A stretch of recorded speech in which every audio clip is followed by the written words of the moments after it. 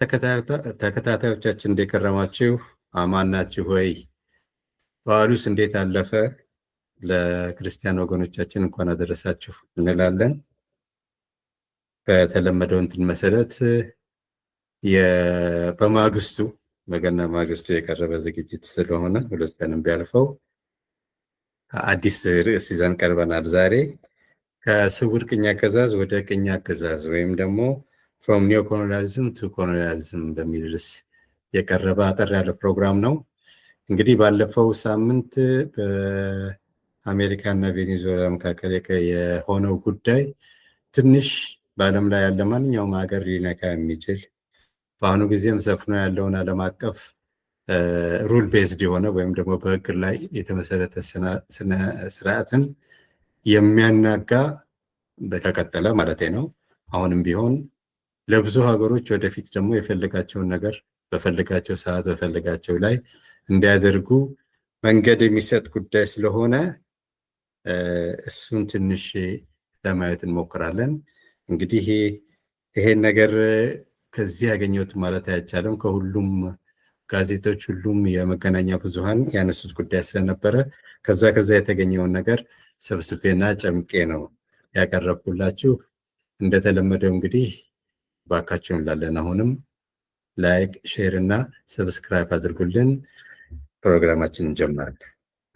እንግዲህ ያለፈው አርብ ዕለት ሌሊት የዛሬ ሳምንት ማለት ነው ለቅዳሜ አጥቢያ ሌሊት የአሜሪካ ልዩ ኮማንዶ ዴልታ የሚባል የቬኔዙዌላ ዋና ከተማ ካራካስ ገብቶ ቤተመንግስቱ ውስጥ ደግሞ ፕሬዚዳንቱና ባለቤቱ የሚገኙበት ቦታ ሁሉ ሰተት ብሎ በመግባት ጠባቂዎቹን የተወሰኑትን ገሎ ኩባ ራሷ 32 ሞቶብኝ ትላለች። እነሱም ራሳቸው የተወሰነ ወደ 50 ገደማ ሰው ሞቶባቸዋል መሰለኝ። በትራምፕ አነጋገር ደግሞ ከሱ ምንም እንትናቸው ሳይነካ ፕሬዚደንቱን አፍነው ይዘው ለመሄድ በቅተዋል ወደ አሜሪካ። እና ይሄ ዴልታ የሚባለው ቡድን ስፔሻል የሆነ የኮማንዶ ግሩፕ ነው እና በባራክ ኦባማ ጊዜ ኦሳማ ቢንላደንን እንትን ውስጥ ፓኪስታን ውስጥ ገብቶ የፓኪስታን መንግስት ሳያቅ ትብብር ምናምን ሳይደረግ ገሎ ሰዎችንም አስሮ ሬሳውንም ይዘው የወጣ ቡድን ነው። ልክ እነዛ ሰዎች ይሄን ያደረጉት ለማለት ሳይሆን ያ ቡድን ነው ይሄን ያደረገው። እና ከሚሊታሪ አንጻር ምናልባት ሊደነቅ የሚችል ነገር ሊሆን ይችላል በኮማንዶ አማካይነት። ሆኖም አሜሪካን የሚያክል ግዙፍ ሀገር ከዛች ትንሽ ሀገር ውስጥ ገብቶ እንደዚህ አይነት ነገር ቢፈጽም ብዙም አጃይብ የሚደረግ ነገር አይደለም።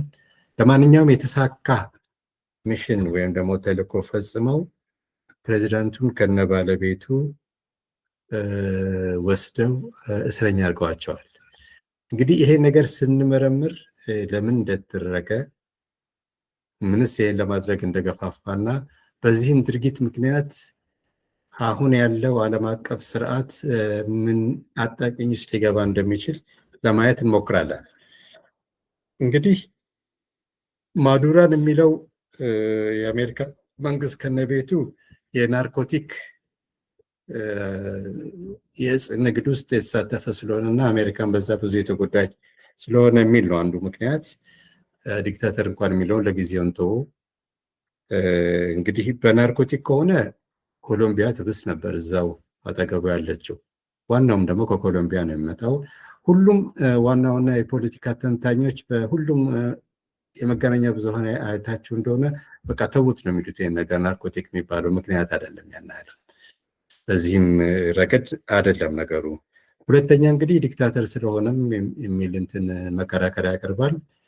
እንግዲህ በመልማት ላይ ካሉት ሀገሮች ዲክታተር ያልሆነውን መቁጠር አይቀልም ዲክታተር ከሆነው እና ያ ምክንያት ሆኖ ሄደህ የአንድን ሀገር የራሱ ሀገር ህዝብ በራሱ ትግል ዲክታተሩን ይጥላል እንጂ ለዛም ደግሞ ቀጥተኛ ያልሆነ ድጋፍ ትሰጣለህ እንጂ ሰተት ብለህ ገብተህ እንደዛ ማድረጉ ምን ያህል ትክክል እንደሆነ በጣም አጠያያቂ ነው። በዓለም አቀፍ ህግም ኖርምም በምንም ያልገባ ነው እና ድርጊቱ ያን ቀን የተፈጸመ ሳይሆን ከወር 2 ወርም አልፎታል። አሜሪካኖች እዛ አካባቢ አንጃብባሉ። የእጽ አመላላሽ ናቸው የሚሉትን ጀልባዎች ይመታሉ፣ ይገላሉ መርከቦችን እንዲሁም ደግሞ የኦይል ኤምባርጎ ወይም ደግሞ ተአቅቦ አድርገዋል እንትና ላይ ማነች ቬኔዙዌላ ላይ። ስለዚህ ከዚያ የሚወጣ ቤንዚንም እንቆጣጠራለን የኮንትሮባንድ ስለሆነ ነው የሚሉት።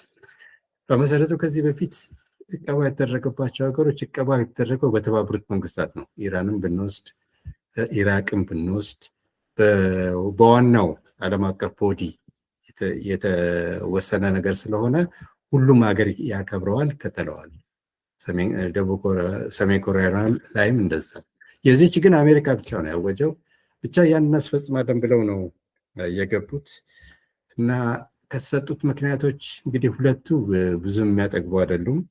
እንግዲህ ሶስተኛው ደግሞ ሶሻሊስት ስለሆነና ከቻይና እና ከራሽያ ጋር ቅርበት ስላለ ነው ይባላል። በዚህም ረገድ ቢሆን ከሱ ትንሽ ጠንከር ያሉ ሌሎች ሶሻሊስት ሀገሮች አሉ እዛ አካባቢ ኩባን ጨምሮ ኒካራጓን እና በዛ ላይ የተኮሩበት ምክንያት እንግዲህ ተርፎ ሊቀር የሚችለው ቬኔዙዌላ በአሁኑ ጊዜ ፕሩፍድ የሆነ የተረጋገጠ ሪዘርቭ የሆነ ኦይል ከሁሉም ሀገር የበለጠ ስላላት በዛ ምክንያት ነው የሚባለው። ትንሽ ትክክል ነው ማለት ሳይሆን እንዳይሄዱበት ምክንያት ያ ሊሆን ይችላል ነውም ደግሞ ምክንያቱም እንደገቡም ስለ ነዳጁ ነው ማውራት የቀጠሉት። ነዳጁ እንዴት መሰራት እንዳለበት በየቦታው የሚይዙትን ነዳጅ መልሰን ከሸጥም በኋላ እዛው ሀገር ላይ ችግሩን ለማስወገድ እንቀጥላለን፣ የተረፈውን ደግሞ ጣጣ ሳይበዛ እናስተዳድረዋለን ነው የሚለው ሀገሩን። እንግዲህ ይህ አይነት አመራር ወይም አሰራር እሷ ግዛቴ ነው በምትለው በዌስተርን ሄሚስፌር ወይም ደግሞ ላቲን አሜሪካ ውስጥ እንደ ልቡ አሜሪካ ማድረግ ከቻለ ራሻኖችን በምስራቅ አውሮፓ ለማድረግ የማይገደዱበት አታድርጉ ተብሎ የሚገደዱበት ህግ ሊኖር አይችልም። ዋናው ህግ ነው የተጣሰው። ቻይናም ቢሆን ታይዋንን እንዳውም የቻይና በጣም ይቀርባል፣ ያው የፈለገችው እርምጃ መውሰድ ትችላለች ማለት ነው። በእነዚህ ሀገሮች እንኳን በበቃ በአሁኑ ጊዜ ግን በመካከለኛ ደረጃ ያሉ ደግሞ ሀያላን የሚሉ ሀገሮች አሉ። እነዚህ ሀገሮች ደግሞ ለሁላችንም ያሻቸው ቀን እንደፈለገው እንዳጨፍሩብን ጥሩ ያልሆነ ምሳሌ ወይም ደግሞ ተምሳሌት እየሰጠ ያለ ይመስለኛል።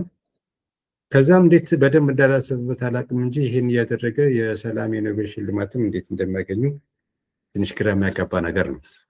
ለማንኛውም በዘይቱ ላይ ብንሄድ እንግዲህ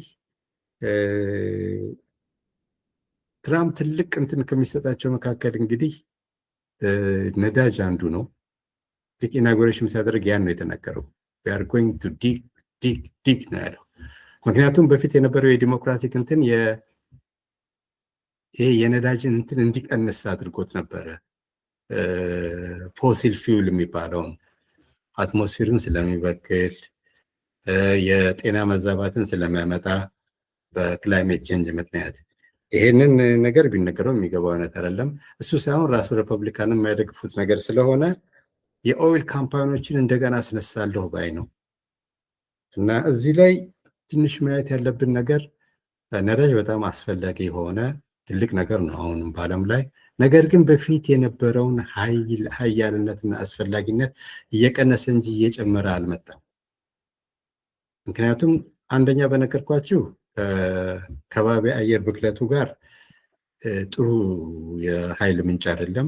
አንዳንድ ካምፓኒዎችም ቀደም ብለው እንደ ቶታል አይነቶቹ ቶታል ኢነርጂ ካምፓኒ ነው የሚለው፣ ቶታል ኦይል ካምፓኒ እንኳን አይልም። ራሳቸውን ወደ ኢነርጂ ካምፓኒነት ነው ለመቀየር የሞከሩት። ማለት ሌላ የኢነርጂ ሶርሶችን አግኝተው ለመስራት ነው የሞከሩት እና አሁን ባይሆን በ10 በ20 ዓመት ውስጥ የበለጠ እየደከመ የሚሄድ ነገር ነው የኦይል ካምፓኒ። ይሄን ያህል የዓለም አቀፍ ሕግ ጥሰህ ወታደሮችን እንትን ብለህ የምትገባበት ነገር አይደለም። እኔ በመጀመሪያ ደረጃ የመጀመሪያ ዲግሪን ስወስድ ነዳጅ ላይ ነበር የሰራሁት እና በዛ ጊዜ ትልቅ ቦታ ነበረው ነዳጅ። 7 ሲስተርስ የሚባሉ ነበሩ እና ከዓለም 10 ትልልቅ ኩባንያዎች እነ ኤክሶን ምናምን ትልቅ ቦታ ነበራቸው፣ እነ ቢፒ ብሪቲሽ ፔትሮሊየም። አሁን ሄድ እንደሆነ ለምሳሌ በዓለም ላይ ካሉ በማርኬት ካፒታላይዜሽን ትልቅ ከሆኑ ከ10 ኩባንያዎች 9ኛ ቦታ ላይ ያለው ሳውዲ አራምኮ ብቻ ነው የነዳጅ ካምፓኒ። የቀሩት አሁን ጊዜው የአይቲ ነው። ኢንፎርሜሽን ቴክኖሎጂ ነው። አንደኛ ብለው ኒቪዲያ የሚባለ ነው፣ አፕል፣ ከዛ አልፋቤት ወይም ጉግል፣ ማይክሮሶፍት፣ አማዞን፣ ሜታ፣ ፌስቡክ እንደዚህ የመሳሰሉ እነዚህ በሙሉ ደግሞ አሜሪካ ውስጥ ያሉና የአሜሪካን የወደፊት እንትን ሊያበለጽጉ የሚችሉ ኃይሎች እነዚህ ናቸው። እነ ቴስላ ናቸው፣ ኦይል አይደለም።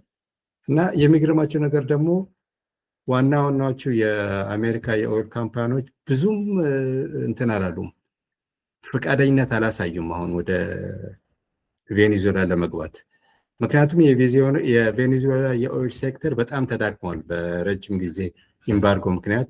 ያን ነገር እንደገና አሻሽለው፣ ይሄ ደግሞ ጊዜ ይወስዳል። ከዛ በኋላ ነው ወደ ገበያ ገብተው ያሻሸሉበትንም አዲስ የሚያገኙበትን ዋጋ ለማምጣት ደግሞ ሌላ ረጅም ዓመት ጠይቃቸዋል። በእነዚህ ዓመቶች በሙሉ ደግሞ በዓለም ላይ የነዳጅ ገበያ እየጨመረ ሳይሆን በመጠኑም ቢሆን እየቀነሰ ነው የሚሄደው። ለምሳሌ የቬኔዙዌላ ዋና ገዢ ቻይና ነች። እንዲህ ቻይና በአሁኑ ጊዜ በጣም ማተኮር የያዘችው በኤሌክትሪክ ካርስ፣ በንፋስና በፀሐይ እንትን በሚሰሩ እንትኖች ነው። በዓለም ላይ ምርቷ እንትን የተባለው ያንን ነው እያሳደገችው የምትሄደው። ለአሁኑ ብዙ ነዳጅ ያስፈልጋታል። ስለዚህ የቬኔዙዌላ ኦይል አለመኖርም ቻይናን ይህን ያህል የሚያንቀጥቅጥ ጉዳይ አይደለም። ትርፉም እንደሆነ ለማወቅ ትንሽ ይቸግራል። በአጠቃላይ ግን ደፍጥጠህ ኃይል ስላለ ብቻ እንደፈለገ የምታደርግበት ዓለምን እያዳበሩ መሄዱ ከሁሉም በፊት ደግሞ አሜሪካንም ራሱ ይጎዳል። ምክንያቱም አሜሪካ እስካሁን ድረስ ለገበያውም ለሁሉም ትልቁ ነገር ዋናው ሩልድ ቤዝ የሆነ የህግ የበላይነት ያለበት ሀገር፣ እንደፈለገ ኢንቨስት አድርገህ እንደፈለገ የምታወጡበት ሀገር መሆኑ ነው እና ዛሬ ባይሆን ከ5-10 ዓመት በኋላ የአሜሪካን ኢኮኖሚ የዶላርን ይዘት በሙሉ ሊያቆረቁዝና ትንሽ እያደረገ የሚሄድ ጉዳይ ነው ይሄ። እና በዚህ ጉዳይ ያየን እንደሆነ እንግዲህ ዶናልድ ትራምፕ በእውቀትም ብዙ አይታማም። ነገር ግን እሱ የሚመራው ፓርቲም የኮንዘርቫቲቭ ፓርቲው ሪፐብሊካንም ቢሆን በነዳጅ ላይ ፖዚቲቭ አስተያየት ነው ያላቸው። ልክ አሁንም ያ ነገር ዓለምን እንደሚገዛ አሁንም በቃ ማተኮር ያለባቸው ነገር አድርገው ነው የያዙት እና ትንሽ ከጊዜ ጋር አብረው የሄዱ አይመስለኝም። በ70ዎቹ እና በ60ዎቹ የሲጋራ ካምፓኒዎች እንደዚህ ነበሩ። እነ ማልቦሮ፣ ፊሊፕ ሞሪስ ምናምን የሚባሉ በቃ አለን ያሉ ነበሩ እና ሳይንቲስት ሁሉ እየገዙ በደንብ የተሰራ ቶባኮን በመጠኑ ከተወሰደ ለጤና ሁሉ ይጠቅማል ብለው እንትን ለማለት ሁሉ የሚቃጣቸው ነበሩ እና ከዛ በኋላ ግን ቀስ በቀስ ማስታወቂያ እንዳያወጡ ታግደው ምን ተብለው አሁን ወደ ትንሽነት ነው የሄዱት። ማለት ድሃ አልሆኑም፣ ግን ከትልልቅ ካምፓኒዎች ውጭ ነው የወጡት እና የወደፊቱ እድል ያለው ቅድም በዘረዘርኳቸው ካምፓኒዎች በነ አፕል፣ ጉግል እንደዚህ አይነት በነ ቴስላ እነዚህ ደግሞ በሰርቪስ ላይ ያሉ ናቸው። የሰርቪሱ ሴክተር ነው አሁን ትልቅ የሆነው። ማጋ ወይም ደግሞ ሜክ አሜሪካን ግሬት የሚሉት ቡድኖች እንዳለ እንግዲህ አባባላቸው ምንድነው? አሜሪካን እንደገና ትልቅ እናድርግ ማለት ከሆነ ትላንት ትልቅ ነበረች፣ ዛሬ አይደለችም፣ ነገ እናደርጋለን ነው። እንግዲህ ትላንት እነሱ ትልቅ የነበረችበት ዘመን እስከ 1990 ያለውን ወይም 90ዎቹ ያለውን ነው የሚመለከቱት እና ያኔ ትልቅነቷ የተመሰረተው ማኒፋክቸሪንግ ላይ ነበረ እና አሁን ያ እየደከመ ያለውን የማኒፋክቸር ሴክተር እንደገና እናነሳዋለን ነው የሚሉት። ግን የማኒፋክቸሪንግ ሴክተር የደከመው አሜሪካ ላይ ብቻ አይደለም፣ ሌሎችም ቦታ ላይ ነው። ሰርቪስ ነው አሁን እያደገ የመጣው እና በዛ አንጻር ደግሞ ደህና ነች አሜሪካ፣ እስካሁን ብዙ አይደለችም እና ወደ ኋላ የሚሄድ እንትን ነው። ለነገሩ ፖፑሊዝም እንደዛ ነው። አሜሪካ ውስጥ ፖፑሊዝም መጀመሪያ የተመሰረተው ራሱ በገበሬዎች ነበር። ምክንያቱም እነዛ ትልልቅ ገበሬዎች የኢንዱስትሪ መስፋፋት በመቃወም ነበር ያን ያደረጉት። የአሁኖቹ ፖፑሊስቶች ደግሞ የሰርቪስን መስፋፋት የአይቲን እንትን ማለት በፋብሪካ ሊለውጡት ነው የሚሞክሩት እና ትንሽ የኋልዮች ጉዞ ነው። ብዙም እንትን ሊል የሚችል አይደለም፣ ሊገፋ የሚችል አይደለም ለማለት ነው። እንግዲህ ካራካስ ላይ የተደረገውን የሚሊታሪ ፐርፎርማንስ ወይም ደግሞ እጹብ ድንቅ ሊባል የሚችል የኮማንዶ ስራ እያደነቅን የምንሄድ ከሆነ አሜሪካ በዚህ ረገድ ብዙም ጎበዝ ነች ማለት ሀገር ሄዶ ለመያዝ ብዙም የሚያሳቸው ነገር አይደለም። ችግሩ ለመቆየት በጣም የማይችሉና ከገቡበት ሁሉ ደግሞ በክብር ሳይሆን በውርደት እየወጡ የምናያቸው ናቸው። ወደኋላ ስንሄድ እንግዲህ ከቪየትናም እንጀምራለን። ቪየትናም ውስጥ ገብተው ተቆጣጥረው አንቀጥቅጠው ለማለት ሞክረው ነበር። ግን 8 ዓመት ባልሞላ ጊዜ ውስጥ ቪየትናም የምታክል ትንሽ ሀገር አርበርብዳ ከሀገራቸው ያስወጣቻት ነው እና እስካሁን ድረስ ትርኢቱ ይታያል። ከአሜሪካ ኤምባሲ ላይ ሄሊኮፕተሮች ሰዎችን አሜሪካኖችን እንዴት እያሻሹ ያወጡ እንደነበረ። ከዛ ቀጥሎ እንግዲህ ሁለተኛውን ኢራቅን ነው የምናየው። ኢራቅንም ገብቶ ለመያዝ ምንም ያህል ችግር አልፈጠረባቸውም፣ እንደው የመራመድ ያህል ነው። አፍጋኒስታንና ኢራቅን ገቡ። ከገቡ በኋላ ግን ዓመት እንኳን አልቆየም ችግር ሲያጋጥማቸው። ከአፍጋኒስታንም የወጡበትን ሁኔታ ስታዩ ልክ እንደ ሴጎ እንደነበረው ከካቡልም በሄሊኮፕተር ነበር ሰው ያሸሹ የነበሩት። ከዛም እንደዚሁ በሽንፈትና በውርደት ነው የወጡት። ይህን ሽንፈትና ውርደት የሚያመጣው ደግሞ ቪየትናም ሆነች ወይም ደግሞ አፍጋኒስታን እንዲሁም ኢራቅ ትልቅ ሀገር ሆነው በጦር ተቋቁሟቸው አይደለም። ነገር ግን ያንም ሌድክቶ የሚባል የቪየት ኮንትራሪ ነበር ለሄንሪ ኪሲንጀር ነግሮት፣ ሄንሪ ኪሲንጀር ሁልጊዜ የሚደግመው ነገር ነበር እና ሲደራደሩ ምን ይለዋል? በጭራሽ አታሸንፉንም እናንተ፣ ይልቅ እኛ ከ2 እስከ 4 ዓመት ባለ ጊዜ እናሸንፋቸዋለን። እና እንዴት ሲለው እኔ ለቪየትናም የሚዋጉ 1-2 ሚሊዮን ሰራዊት አለን ለቪየትናም መሞት የሚፈልጉ። ኦኬ አሜሪካኖች 10,000 ማግኘት አይችሉም ለቪየትናም ብሎ የሚሞት። ለምን? ጉዳዩ አይደለማ።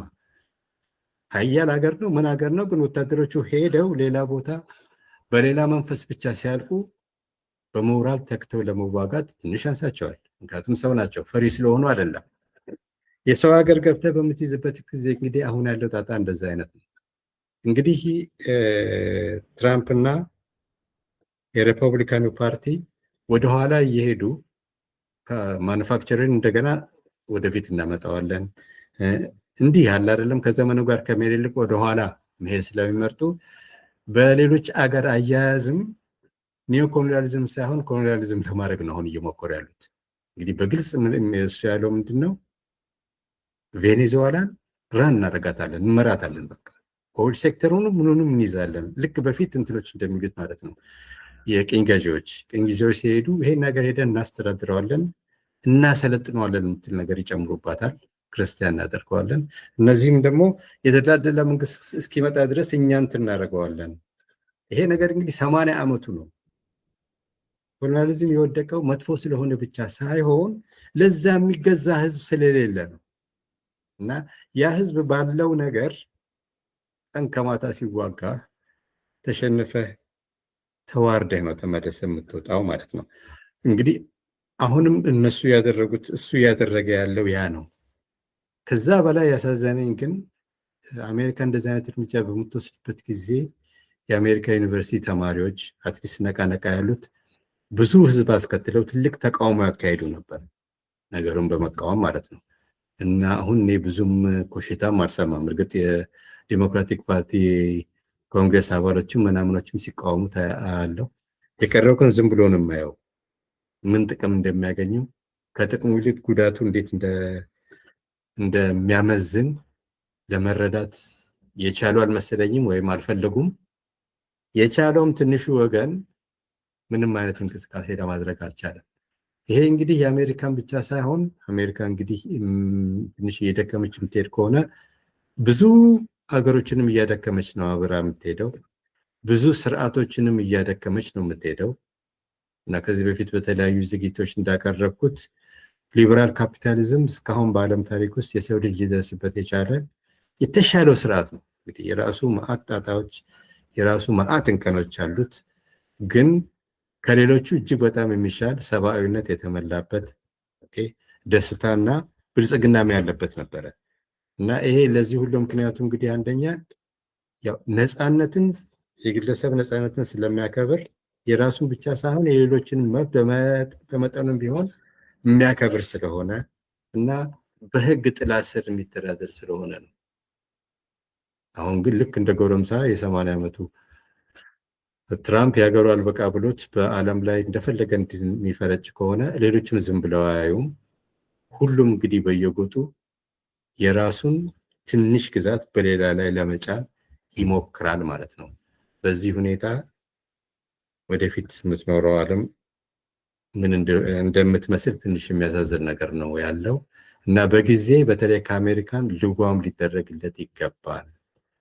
ምክንያቱም ከአሜሪካም ናሽናል ኢንትረስት አንጻር ራሱ ይሄ ዘላቂ ጥቅም ያመጣ አይደለም በጭራሽ እና ዓለምን በዚህ ሁኔታ ተጠንቅቶ ማየት አለበት እና ማንኛቸውን በተለይ ኋላ ቀር ያለን ሀገሮች ኮሎኒያሊዝምን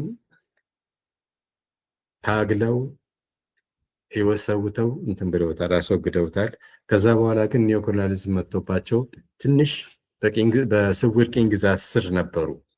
ይሄ ማለት እንደው ቅኝ ይገዛሉ ማለት ሳይሆን ብቻ በሌሎች ትልልቅ ሀገሮች ተጽዕኖ ስር ነበሩ። አሁን ደግሞ ክፋቱ ምንድነው? በትልልቅ ሀገሮችም ተጽዕኖ ስር አይደለም አንዳንዶቻችን እየሆንን ያለ ነው። መካከለኛ በሚባሉ ሀገሮች ናቸው። የነዳጅ ዘይት ሀብት ያላቸው ወይም የመሳሰሉ ኦኬ፣ እነ ሳውዲ አረቢያ፣ ኤምሬትስ፣ ኢሚራትስ ምናምን በእነዚህ በትንሽ እንትኖች ነው እንግዲህ ለእነዚህ ሁሉ በር የሚከፍት ነው እንደፈለገ እንዲፈነጭ ማለት ነው እስራኤል እና ሰውረን ነው እንግዲህ ከሁሉም። ለማንኛውም አሁን የተወሰደው እርምጃ ትክክል አለመሆኑ የሚያስከትለውም ደግሞ የኋልዮሽ አካሄድ መጀመሪያ ከአሜሪካ ይጀምራል፣ ቀጥሎ ሁላችንም ሊጎዳ የሚችል መሆኑን ለማስገንዘብ ትወዳለች ስንክሳር። አጠር ያለ ዝግጅት ነው የዛሬው። ላዳመጣችሁ እናመሰግናለን። አህለን ወሰህለን።